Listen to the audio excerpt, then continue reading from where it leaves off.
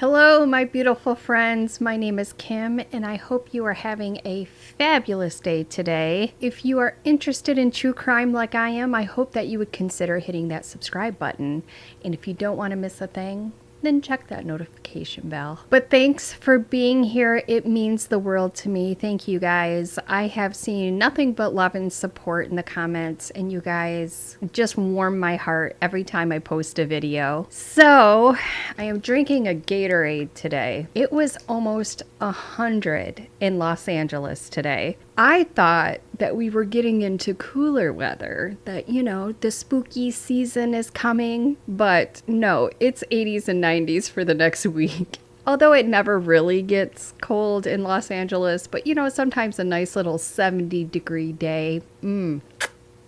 That's my sweet spot. And hence the hat. It was just so hot today that I just could not be bothered with trying to look cute today. So it is what it is. What is that? So today I'm giving you an update on cases that I've covered in the past, such as Alexis Sharkey, Orrin and Olson, Daneille Stislicki, James Hutchenson, Suzanne Morphew, Gannon Stauch, and Paris Bennett. Actually, the Paris Bennett one, it was just some information that came up after I did the video, so I definitely wanted to include that in this video. All of these people, I have videos on my channel if you'd like to check them out, but these are just case updates of where they stand today, whether there's no information or information.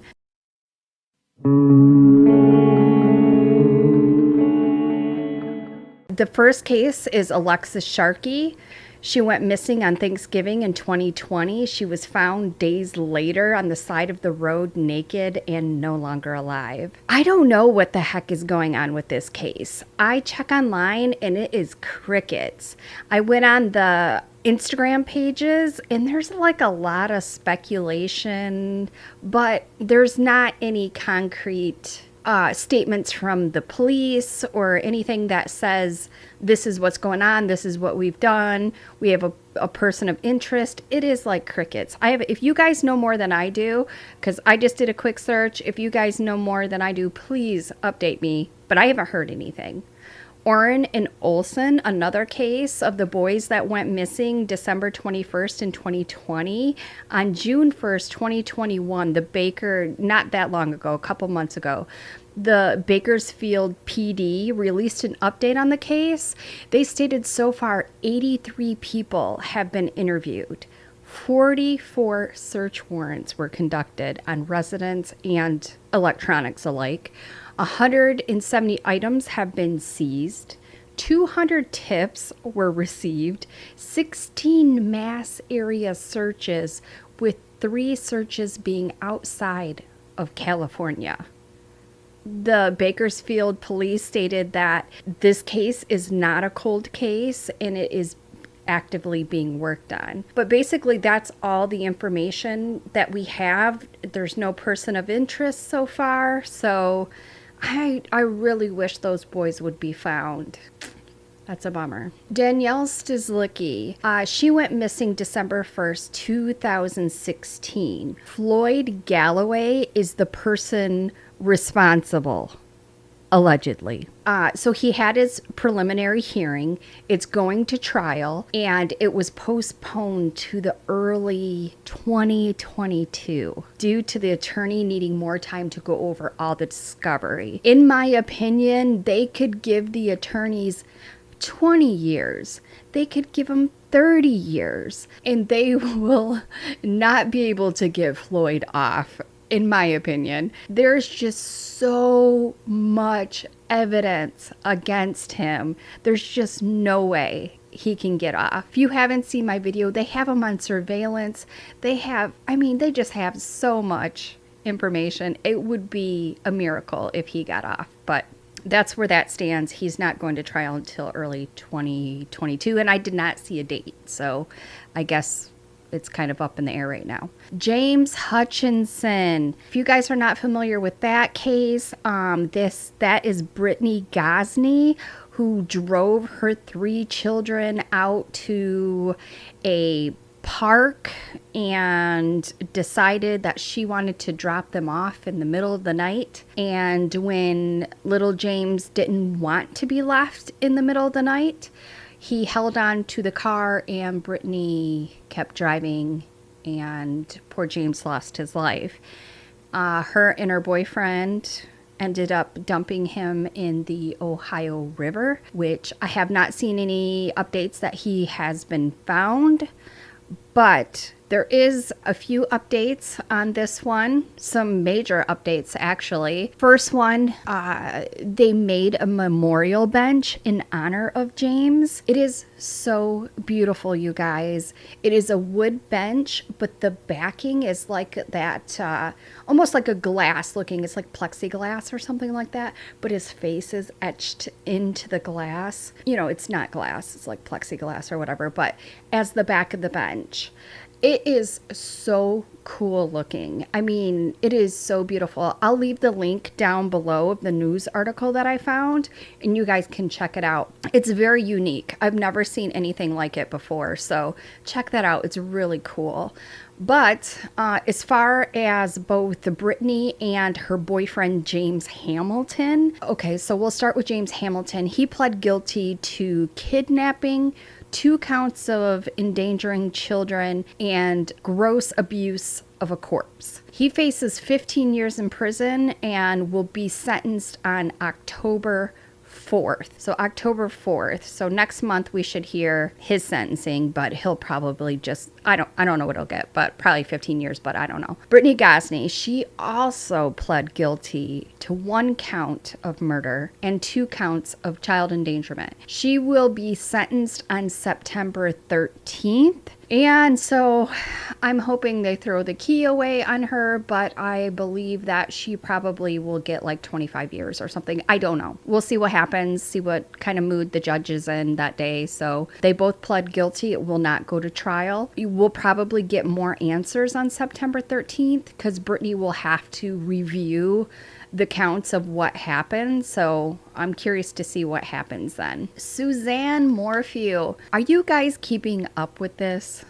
Oh my Lord. The judge is supposed to make a decision if this will go to trial on September 24th.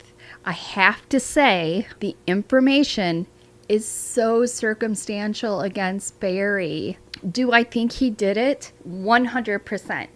Yes. I think he is guilty of sin. If you add everything together, it paints a picture.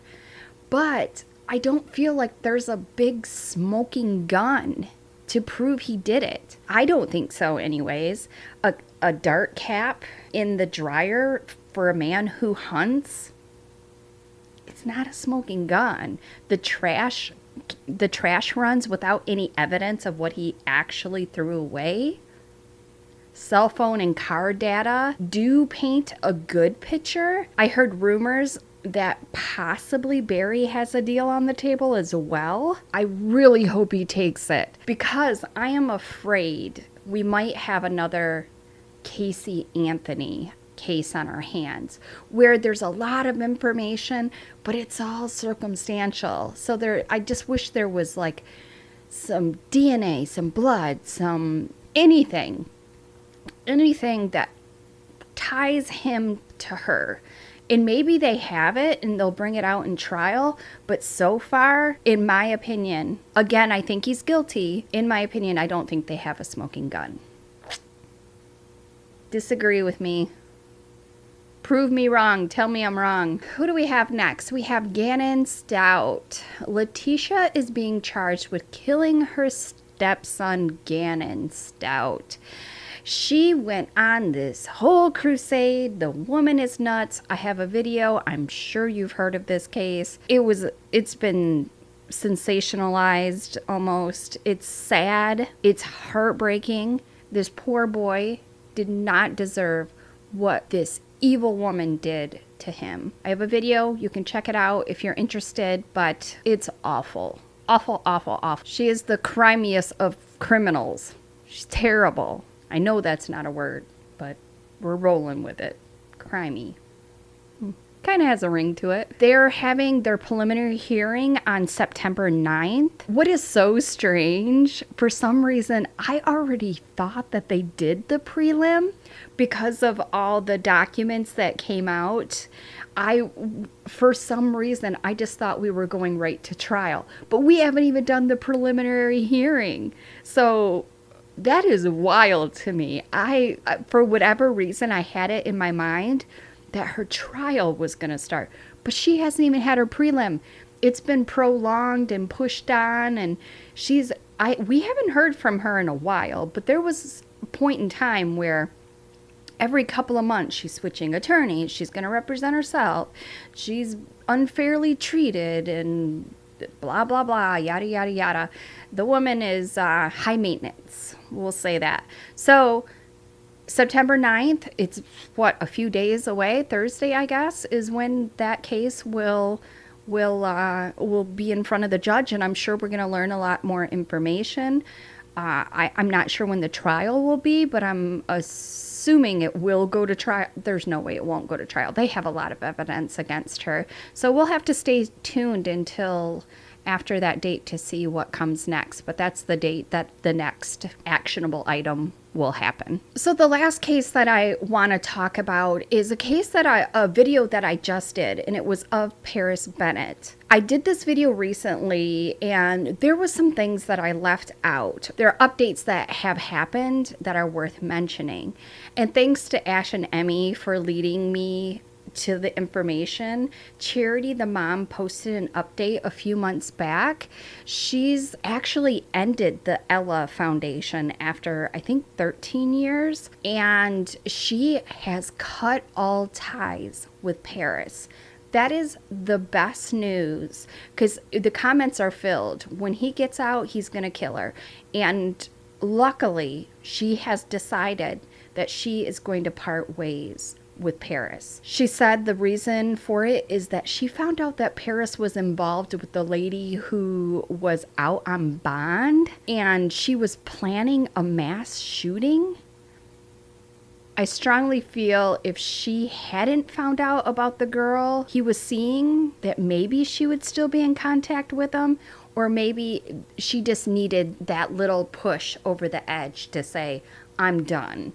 Thank God. Here is her latest post that she put on Facebook. This is from June 23rd. Okay, this is her post. This is Charity's post. And it says, ready for long story short version of my life since I went social media silent in January. Phoenix, who is 8 now, he's 8 years old, is still amazing, super smart, has an IQ of 132, funny, moody, stubborn, very attached to his mama. I was like, attracted. Let me get my words right here. This spring, he was formally diagnosed with ADHD.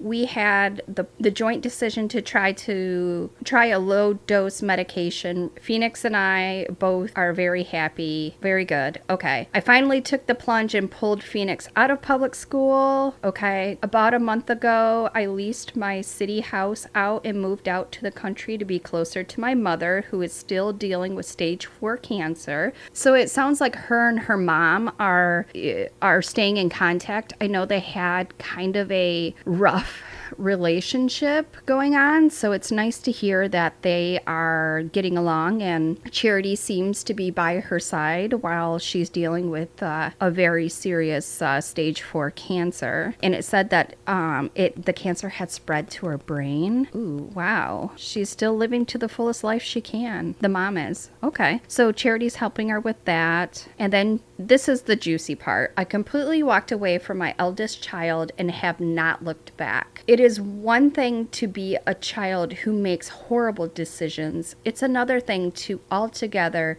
to be a 27-year-old man and keep making decisions and put your family at risk. The final straw was learning he was involved with a woman who lived 2 hours away from us and was out on bond for planning a mass shooting. Boundaries have been crossed too many times. I bought a gun. I learned how to shoot. I am really good now. and said goodbye. I finally accepted it is okay to love him as my son, but really dislike the man he has become. I shut down the Ella Foundation permanently after 13 years of processing my trauma by helping others process their trauma.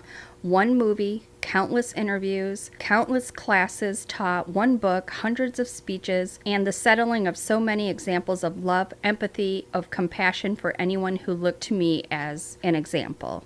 I reached the point where I finally felt I have kept my promise to Ella to make something meaningful come from her death. Now I stay focused mostly on the present. The past is always with me. The future is not mine yet to dwell on too long, and the present I have is a blessing. I have learned how to be truly at peace with my existence. Okay, so I'll just read this last part. That's the short version. I assure you the long version is a lot more complex, assuming, and absurd, because that's how my life has always been. The long version will be in book 2 one day.